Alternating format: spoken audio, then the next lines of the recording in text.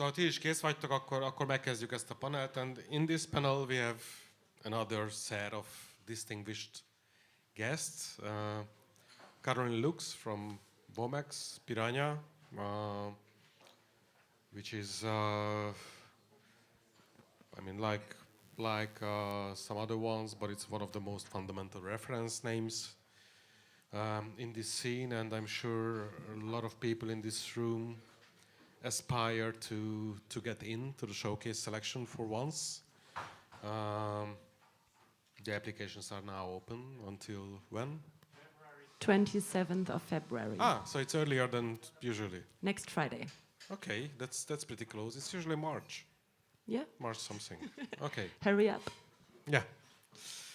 Okay, and Basti Hofmann, booking agent is the right tag here. Also, yes. Yes, I mean, can you mention one person in this industry who is just one thing? Actually, I couldn't. No, and especially that's also a point what I maybe wanted to say later, especially in the world music circuit. Yeah, everybody's doing everything. And if I look at the audience here, everybody is several things here too. Yeah. I mean, whatever, violin player and sound engineer. I just looked at Marzi, but I could have looked at any of you. Anybody is several things. This is the era we are living in. Multitasking and multi-skilling. Yeah, but we are focusing on your musical skills here, plus a bit of bakery and cheese making. So let's try and focus on the live market in this session. Basically, Caro, you represent a platform which is considered to be an effective springboard for an international live career. And Basti, you are basically representing the buyer side buyer and seller. Yeah. So you play this in this context very, very handy intermediary role.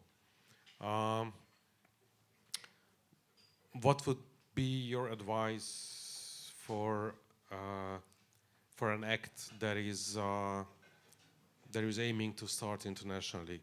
Let's assume everybody has some more or less decent career already here on home pitch. They've got their, repertoire, stage look, enough mice put into the gears already, enough experience to cross the borders. What's a good starting set? I just wanted to add valid passports, also good. Yeah, I mean, in this part of the world, we are lucky enough with the Schengen zone. Yeah, it's not what it used to be, but still, it works. At least we don't need the passports. We can now, let's say, assume we can focus on a European career. When I said international, but a European career is a good first. Yeah, that anyway, I would always recommend, like Rock did before, start locally and expand step by step, and do pretty good research for your music, which market can be interesting, because there are so many countries in Europe which very different, I don't know, heritages. Or if you look at the French market, it's world music is a really big thing because of their history, like the colonial history. And I'm based in Germany. I'm from Germany. We don't have that colonial history. World music always is a niche. It will be never comparable to what's happening in France. And if you go on the other side, if you do folk music, maybe Northern Germany could be a good market, maybe better than Southern France. So it's really important to think about where your music can be successful. So, and I think, I mean, the first that we can make this the question of this panel is how to get booked, and we can make this pretty short. I would say get a good booker. And no, honestly, because... And you already know one. Yeah. No, or if you don't get a good booker, become a good booker. Because this is, it's really a hard and frustrating job we are all doing, and you need a lot of patience. It's really a long-term thing to establish contacts, to get the attention of the promoters. And I'm also a promoter myself. I did a big world music festival in Germany called Masala World Beat Festival. We ended with the 25th edition in 2022, but I'm programming also since 10 years a festival in the city of Würzburg. And so I'm on both sides. I need to sell, but I'm also a buyer, a programmer. And you can, you know, that in the end, it's a fight for attention, because we are in a stupid role to be gatekeepers somehow. We don't want to be, but we need to be somehow. And there is so much beautiful music on this planet, and we have to get aware of the music we want to program. And for sure, we also have completely different circumstances. So there are festivals where you have anyway 70,000 people, like the Fusion Festival where Caro worked before. Actually, the lineup does not matter at all. The people are coming, it's sold out anyway, so they can put whatever they want. They don't need names. And then we have a lot of other festivals, for example, mine one, what I'm doing now in Würzburg. We are running 18 days in summer, but we are selling every day separately. This means we need artists. I need to book artists who can at least sell 500, 600 tickets in the city of Würzburg. And so I'm not at all as free as Eule, the promoter from Fusion, who can really choose. When he sees something he likes, he can just take, and he gets the money, and he can do it. So yeah, that's every promoter's dream. That's every promoter's dream, yeah. But it's not the reality. But let's stay at this point for a minute. So you say if you want to develop, you need a development strategy, which basically, if I translate it to everyday expressions, you need to know what you want. Yeah. And that means that you need to consider where and for what kind of audience your music might be interesting, and where, you know, the competition, the conditions, the circumstances are right for you to enter the market. So, for example, oddly enough, we have in the room now 2 Hungarian/Greek projects, Veronikas and Maybahar. I mean, in using you as an example, in your case, you could consider, okay, so my repertoire is partly Greek, at least. Does this make me interesting in Greece, or the opposite? Because there is already enough Greek music in Greece. So I might be interesting elsewhere as Greekish music. So when you develop a strategy, first you need probably to focus on an area or a geographic territory. Agents usually cover certain geographic areas. So then you can look for agents on that area. How would you, let's say you are mentoring an artist, how would you address this question?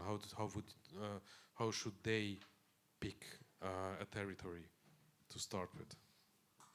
I think that's very individual depending on the music, but and also for sure on the way you're performing. Like if we for example, I mean not me, but my partner took an 18-piece band from Barcelona just on the last WOMEX to make shows for them in Germany, which is pretty complicated.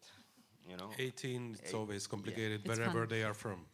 18, and for example, I have an Iranian drummer who's just playing solo concerts.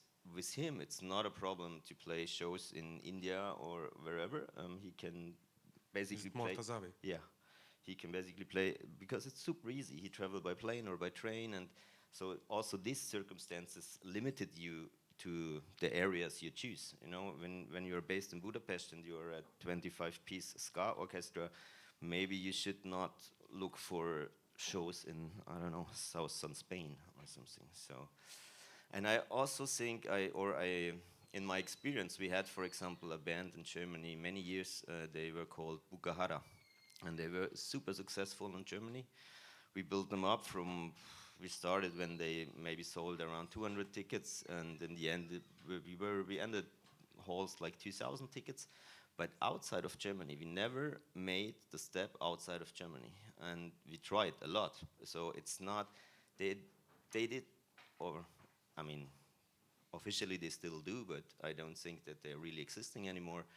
But what they do is I can tell you the other side of the story, because we tried to bring them to Hungary, but it never worked out. I mean, they didn't want to, it seems. Yeah, and that's for sure, and a special point, they got a manager, and then for sure they earned a lot of money in Germany, and then, but we tried hard to bring them in the developing process also to other areas, but in England, they do just folk music in English, kind of urban, kind of hippie style, 4 guys on the stage. There was a lot of, nobody understood in the end how their development worked.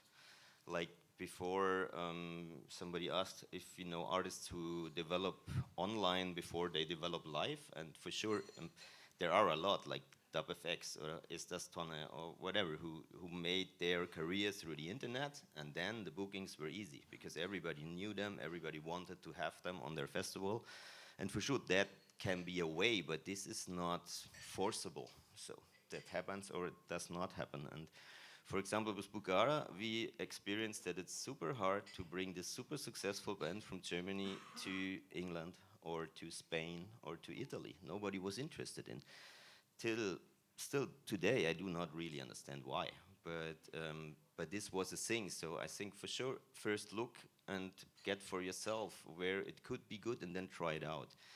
But what I said before, get a booker is really important, because you as an artist, for you it does not make really sense to establish long-term relationships to promoters from one festival, because you maybe will play there once and not again. Most of the festivals don't repeat artists.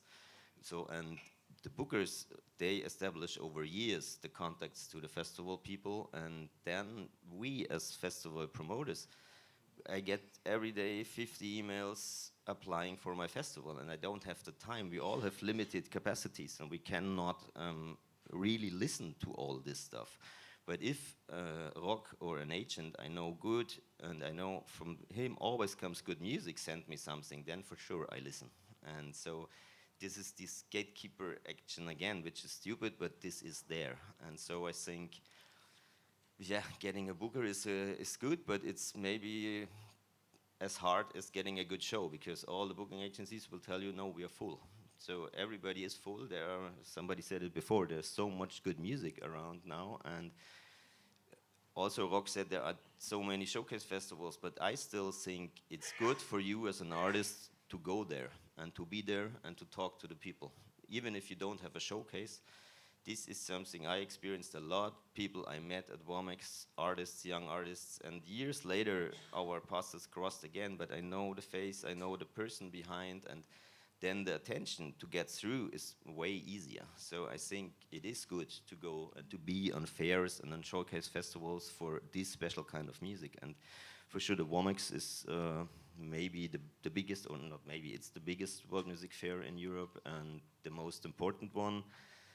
But also, again, here it depends on your scale, because if you're looking for really small promoters, they don't go to WOMEX, it's too expensive for them. So you find the bigger festivals there. And if you want to play in Estland, maybe you go better to Tallinn Music Week, where also a lot of small local promoters are, and which have run small clubs with 100 capacity and can take also bands nobody knows. Because this is, I mean, the main question is, are you known in the area?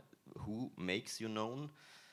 Social media, is it the internet? Is it songlines? Russ, who was here before, is it magazines, radios, or is it the live? And for sure you can get through also over the live way, but actually in Germany, for example, it's not possible anymore to bring a young Hungarian band nobody knows for a club tour. That does not make sense. People don't go to clubs anymore.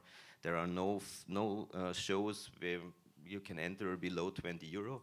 Like 5 years ago, before COVID, it was easy. You had in Berlin, you could go every night to 20 concerts for €5 or something, and people went to these concerts even if they did not know the bands. But this is not happening anymore, actually. So if you don't come through a booker, or if you don't come through a showcase festival, I think the festivals we have, which don't need names, because we have a lot of outside and free festivals where the people are anyway. So you can, if you know how to do, you can also with an unknown band play in a summer maybe 5 to 10 festivals in Germany.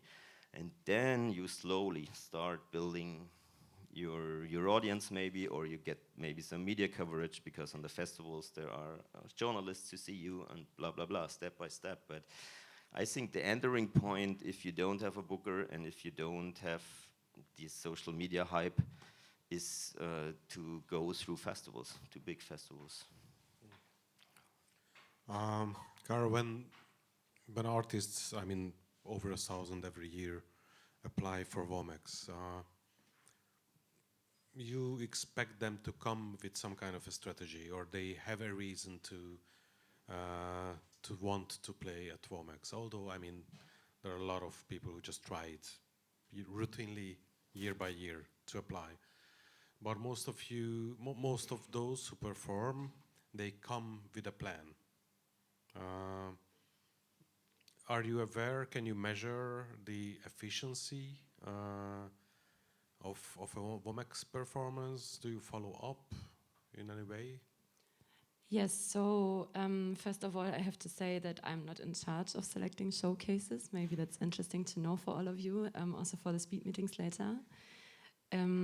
We have every year a dedicated international jury of experts doing the showcase programming, 5 people. The jury is already out on our website since I think 2 or 3 days, so you can all have a look. Yeah, so the bribes shouldn't go to Karo, it should go to Rock. Yes, better to Rock. I mean, yeah, I'm in charge of other things then later once you got selected, so it's good to bribe me after you're selected. Yeah, so, but of course I do see all the proposals, and also we see people proposing showcases every year. We are also collecting some data. We are also rethinking how we want to collect these data, so there will be more in the future about that to be continued. But of course we do follow up after the WOMEX showcases to check in with the agents or the artist representatives or the artists themselves, like how did it go, was it a success? Sometimes we just see it because we are also of course following the newsletters or some blogs, etc. And we see suddenly, wow, there's a big tour, like a European tour for this one act, and that's the first European tour for an act from Korea or Taiwan. So yeah, it can be measured. I always recommend to browse through our showcase archive. We have it on the website. I don't know if you are all aware, but WOMEX has the same age like me. The event was born in 1994, like me. So we have quite a big history, and you can browse actually all the years of all the showcases, and it gives you a pretty good overview also what was selected in which years, in which areas, because we are a traveling event. So that means we always have a regional focus as well, depending on where we are. Last year we were in Finland, in Tampere, in the sauna, and this year we are going to the beach, to Gran Canaria, which we are all looking forward after the Finnish weather, I guess. So yeah, we are a traveling event, so we always have a strong regional focus. So yeah, it depends. So this year it's going to be different. Just like it was during the Budapest edition, for example. So you probably recall that. So yeah, if you are proposing in a year where we are in Spain, it makes a difference. Or if we are in Finland, of course the selection of the cities for WOMEX makes a huge difference also, but also for the jury. So it's always good to check who's on the jury, what are their territories, what are their expertises, and is it a good year for me to apply maybe?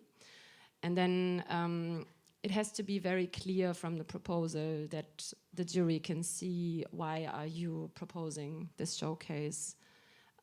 There's brilliant artists every year proposing who are unfortunately not selected in that year, and it's not because they are not brilliant. So I think it has to be very strong to be clear, okay, this is the correct step in your path to play the WOMEX showcase. So the jury will see that and they will recognize this moment, I think.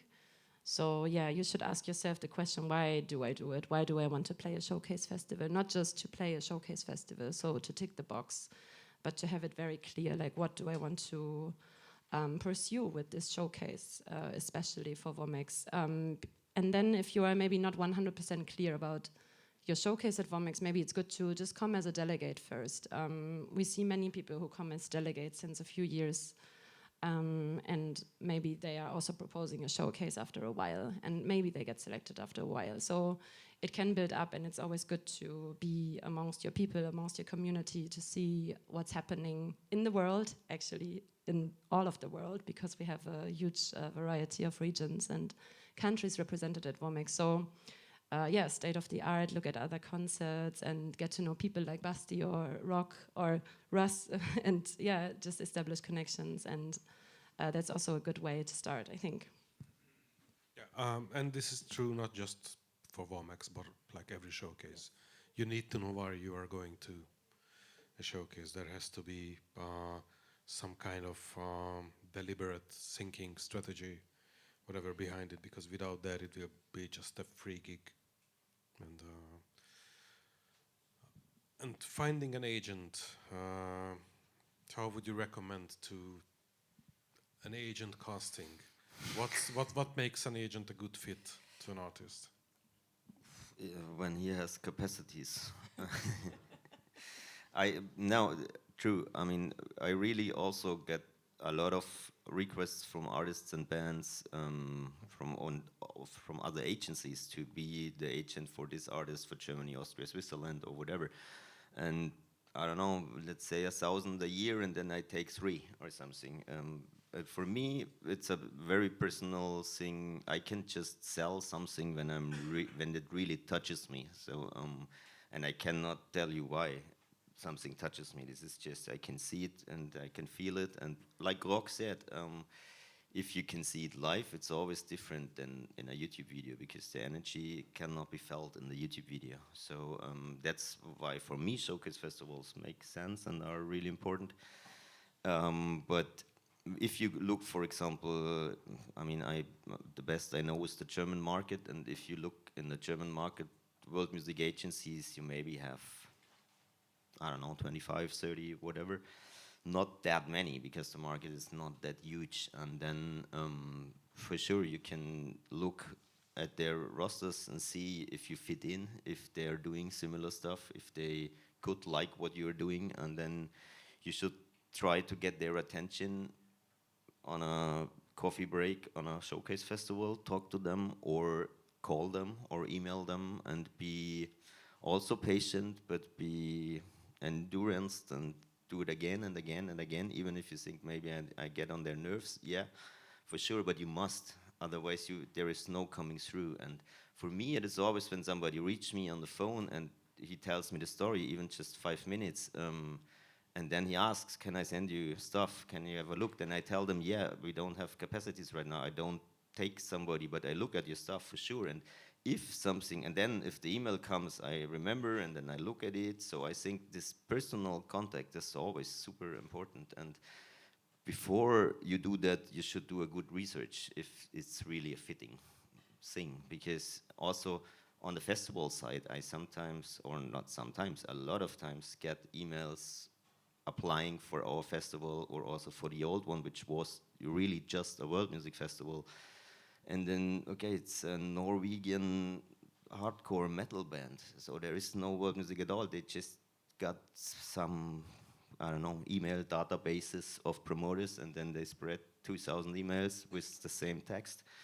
This is not really getting attention. So these are not, also from other agencies or from artists, when it's written, hey everybody, or hello, You know, it's always good to, when somebody writes, "Hey, Basti, I know Hafensommer is super, blah, blah, blah, blah. I saw this and that band was playing there. I think we would fit in perfectly." So it's always worth to do research. It doesn't matter if you want the attention of the festival promoter or a club promoter or an agent.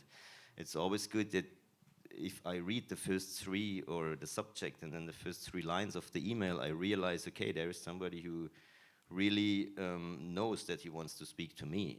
I'm not just in a random 2,000 email package he got from whoever.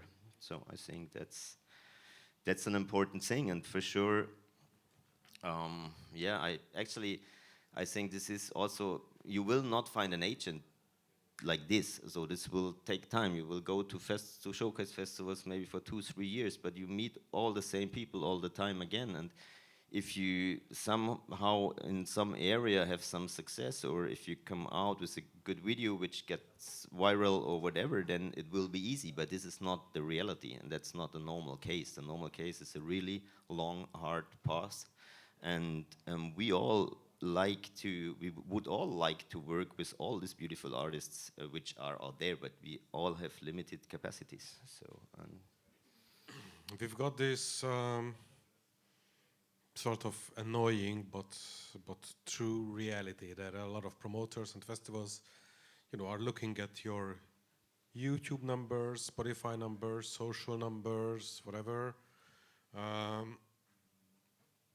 I never do that when I pick an artist. Maybe my communication colleagues ask later, and how many followers has their band? And then I check it up 42. But I love it, whatever. Good discovery then.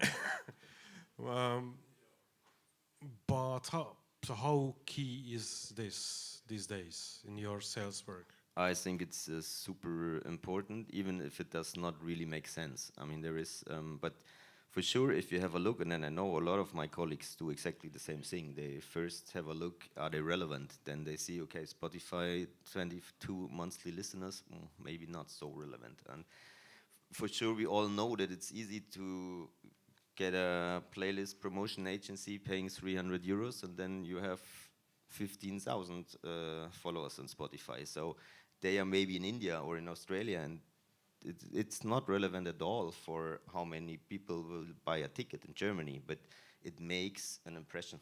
It is, I think this is definitely important. But from my perspective, the most important, what you all need to convince somebody, doesn't matter if he's a promoter or an agent, is a good live video.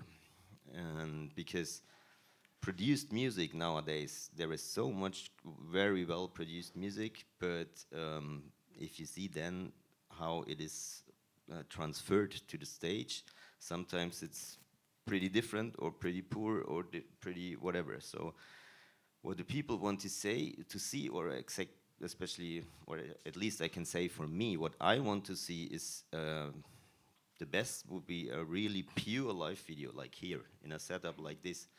Not a lot of lights, not a big stage, not a lot of haze, just where I can see, okay, these 4 guys playing here, the music, I can see a 3-minute piece, and this touches me immediately. And I really love what I see, and I feel an energy, even if it's just in YouTube. Then I get deeper into it, and then maybe at some point I check the Spotify numbers. And then you put them on a bigger stage when it loses all the Yes. intimacy that made it attractive when you saw them first. Maybe if I can add to that, a live music video, a video of a live concert or a song of a live concert is very, very valuable. So if you have any resources to invest, I would really recommend not to do these like studio live recording sessions. I see them sometimes because they're quite sterile, and we need to see also the reaction from the audience, I think, a little bit, like, so that the energies and the emotions can be transported.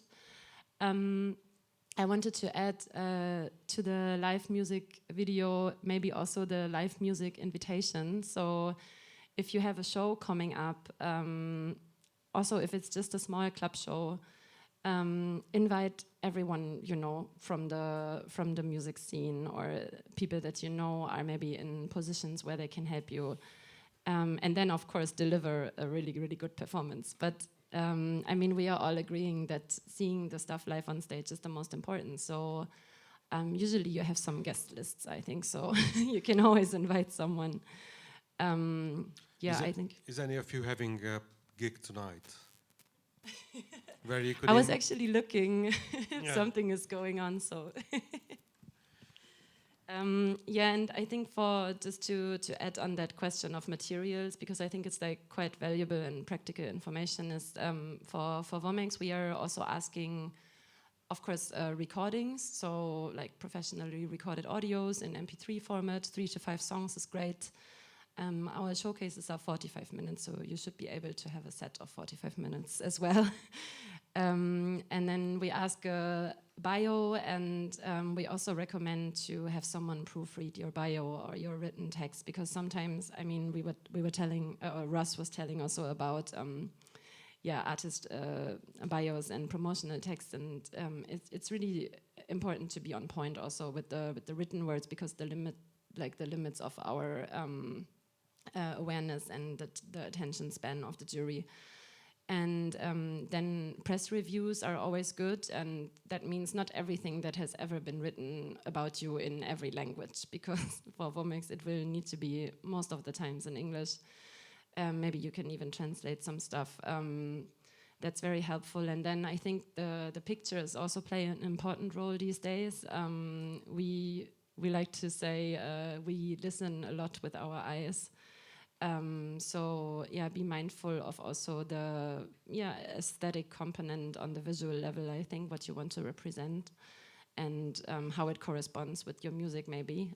Because sometimes pictures are very sterile, and then you see an artist on stage and you're like, wow, they are so raw, they are so real, but the pictures, doesn't make any sense, you know? So I think it's good maybe also to get a lot of feedback, like just ask the people around you, like, hey, what do you think about this picture, or what do you think about this video style? Like, just talk to everyone about it and get a lot of feedback. I think that's nice.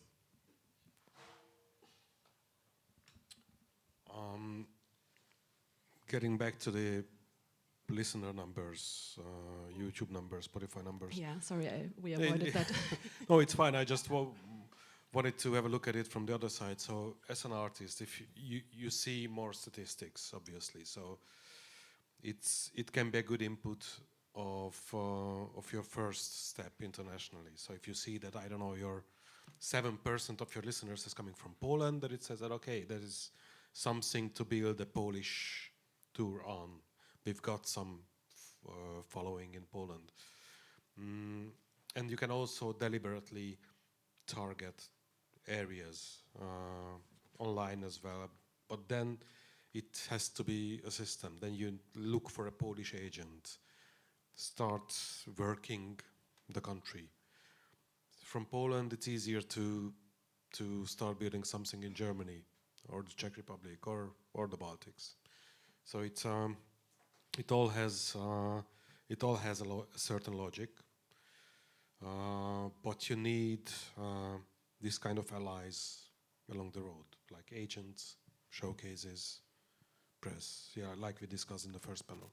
Yeah, I think for sure that's the best case if you get the allies, but also I know a lot of bands who get pretty far without these, because they are very organized and they work very hard also on this administrative management part themselves. Not everybody has the capacities to do that, or also maybe not the skills to do it. But if you're able, don't wait 10 years to find an agent. Just go for it and write the people, call the people. What we talked before about WOMEX, there is this virtual WOMEX, which is a huge online database and platform. And you can find there like really information. If you, I don't know if you can be a part of virtual WOMEX without. Yes, you can get a subscription for the year. It will be something like 70 euros or something, and then you have access to the whole database. Of all, you can check all the showcases, all the artists, all the agencies, all the companies, all the company profiles that are involved. Plus, right now we also have the on-demand film section, which is really nice, so you can watch really nerdy music documentaries from all over the world, which is really nice because you will not get to see them anywhere else. I highly recommend it. You can just go to our website. Actually, you can also check a lot of stuff already before the paywall comes, but after the paywall, it's 70 per year, I think.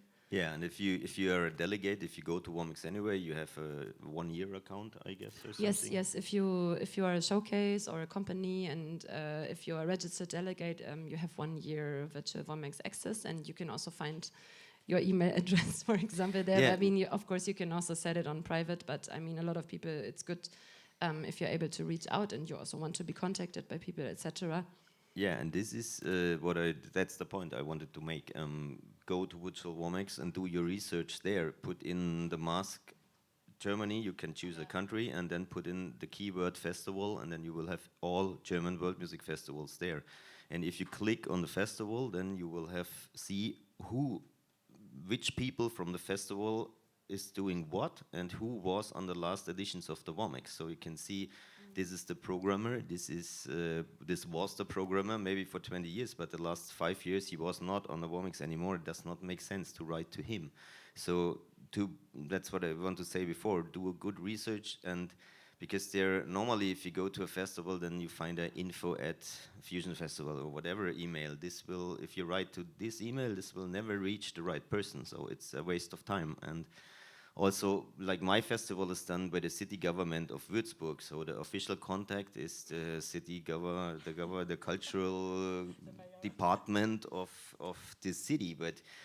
And for sure they forward, but you know, there's so many steps around, so you can all do this by yourself without an agent.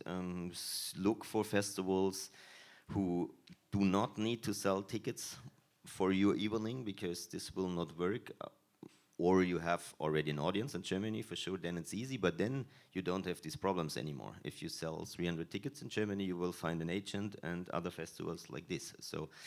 But for the way up to there, you can really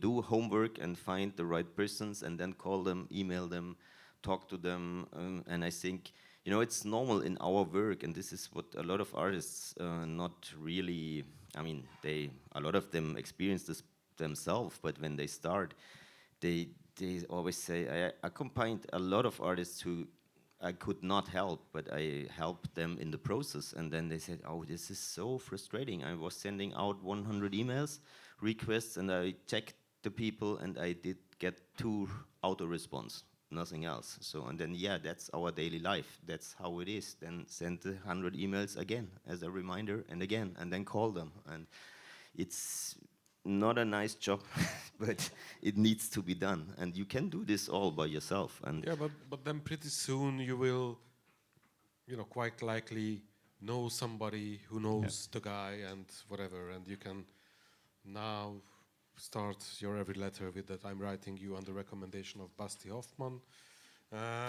Yeah, for sure. And it gets easier year by year, for sure. And that's what I mean. It's a long-term thing. And also you will change if you work the next 10 years in the world music business with your band, you will change your agencies and blah, blah, blah, because you know, always every year you know more people, and then maybe there are other which are fitting better or whatever. It's lucky enough, it is a kind of small world, this world music scene in Europe. It's not like indie, you know, if you talk to somebody in the indie, on the Reeperbahn Festival, this person will never be 1 year later in charge in the same company for the same thing, because they change all the time. They are not, and in the world music business, as you said, everybody does a lot of things, and this musician, is promoter, runs a label or whatever, and so the personal contacts to establish is pretty important. And I think we can also say that that in this small bubble, the people really love music. Yeah, absolutely. So, sounds natural, but it's not. I mean, it's not true in every genre. It's not so natural in every genre. So when we talk music a lot. We recommend good music to each other. So the words spread fast. In case, and also it's a small bubble, so it's pretty easy to. It's a small bubble, and everybody know the people. Yeah, and everybody's really into it. It's not like what I said in the indie scene. It just goes after numbers. Somebody decides, okay, if they don't reach these numbers, I don't even look at the band because you know, I'm not interested. I want to sell. They are sellers. It's very more economically based, and so yeah, that's on the other hand the good thing. I mean, and most of these people are really nice people. So if you once have the contact and talk to them, normally it's a pleasure. I really love to go to showcase fairs, and there are not a lot of business shit talkers. There are a lot of really musically involved people who love what they do. And I mean, one other thing to get the attention I experienced over the last 20 years, I do bookings, which is important. I mean, for me, you have to keep in mind that the attention of a booker is maybe 20 seconds. And then that's why the first 3 lines are really important, and the first link is really important to be really on point. And with just one really good live video, don't send them hundreds of things, because everybody can find everything about you if they want. But you must get, when you succeed in getting the attention that he reads the email, then you should not waste this chance. There should just be one link which is the best you have in a live video, and then the chance. But to get him to read the email, you maybe also need a really good subject, and that's also again a very personal thing. Like I know a lot of my colleagues in Germany, for example, we have, I don't say any names, but we have agents who are always writing like the new Nora Jones from Hungary, or like things like that, you know, because it works with a certain kind of programmers, because then they think, oh, what's that interesting? The Jimi Hendrix of the Cymbalom. Yeah, yeah. that's it. But it's also pretty boring, and be creative. To do something, for example, if you write in the subject Donald Trump's grandfather on tour in Europe, then I would click it. I would look at it and say, what is that? And then it's a Hungarian folk band, and say, okay, nice try. And then I see the first video, but then you have my attention. And if the subject is, I don't know, electrocumbia from Barcelona, I get hundreds of these. This is not so, you know, somehow you must break through, I think. Yeah, question time. I mean, if you wondered, do you have any questions? Or you are thinking about that, oh, I'm the Jimi Hendrix of what? Which video am I going to send? My question is, are music videos interested for you at all? You mean the ones that are from the studio or like professional? Yeah. For me, not at all. I also know not many people who are very interested in them. I think these are more for the fans and for the listeners, actually. Not and for we don't care about the fans, obviously. We don't. I think if I'm super interested in one artist, maybe I will check the music videos to get an impression of the aesthetics and maybe the references, etc. If I'm really into their content, I would say. But in terms of a proposal, in terms of a pitch, an artist pitch, I think live footage is always better. And I don't know how it goes here in Budapest, but in Germany, for example, we also have some fundings that are especially for creating content for musicians. And that's why I said, if you have something like that going on, or if you have some resources, I would always invest in professionally recorded live footage for a proposal. But that's for a professional event, of course.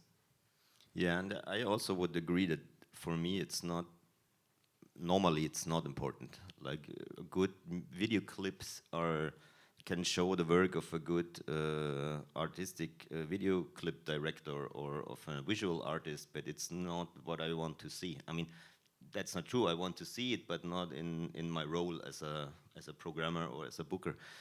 But there are for sure exceptions. I don't know if you know Ren, R-E-N. It's an artist from Bristol who is very viral over the last 2 years. And the first videos he had, and he got really millions of clicks, were his street performance, just him on the street. So this was very pure. But then he produced unbelievable taking and I don't know, catching videos with his energy. It's always just him, but in a wheelchair, really hard stuff, but really well done. And you can see what he's doing in the clip. But if in the clip this is a super story of, I don't know, and you see some actors doing whatever, I don't think it's really helpful. Any other questions? What about music videos that have like the studio recording, but it shows the audience and how it's performed live, but it has the essentially... You mean like a dub over with other audio? Yes, and some other footages. I mean, there's never I would say there's never the perfect recipe or something. Like, if you have this in addition with a great upcoming tour schedule, for example, it's totally different, you know? I mean, it's always a combination of the elements. I mean, personally, you mean these show reels, right? Like where you have like a collection of clips and then there's one audio dubbed over, right? Yeah. I think for some people it might work. For me, it doesn't really catch so much my interest, but then again, I'm not doing the selection, so it doesn't really matter if I like it or not. So it always depends a bit on the jury, and maybe also I think certain age groups maybe also have other media consumption behavior. So for example, I'm really social media girl. I mean, I'm hanging out in reels on Instagram the whole time. So for me, this is also some valid input. But I think for some people who are maybe a bit older or have no connection to social media so much or something, they won't care. So it always depends, I think, on who you are proposing to. That's me. I'm older and I don't have a connection to, and I have to social media, but not like you. And for example, I have some in mind immediately when you say that, and then it's, I don't know, 2024 Europe tour, and then you see within 2 minutes 20 festivals, really good festivals where they played in France, in Spain, in Germany, in Austria, in Switzerland, and you have a nice catchy tune from the studio over that. This makes an impression for sure. For me, it's okay. See, wow, they played everywhere, and look, the audience get crazy everywhere. So I have to listen to a live video. That would be then the next step. But it can be, yeah, it can be an opener for sure.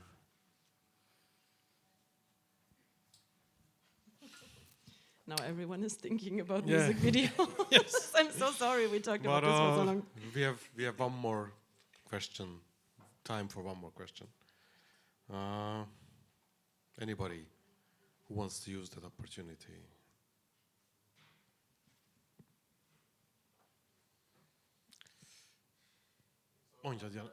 The sound quality of a live session video, like you record and obviously you're gonna do something with the sound, and like what's the limitation for like, you know, like fixing some mistakes in the music or something, because nowadays it's just easy to do.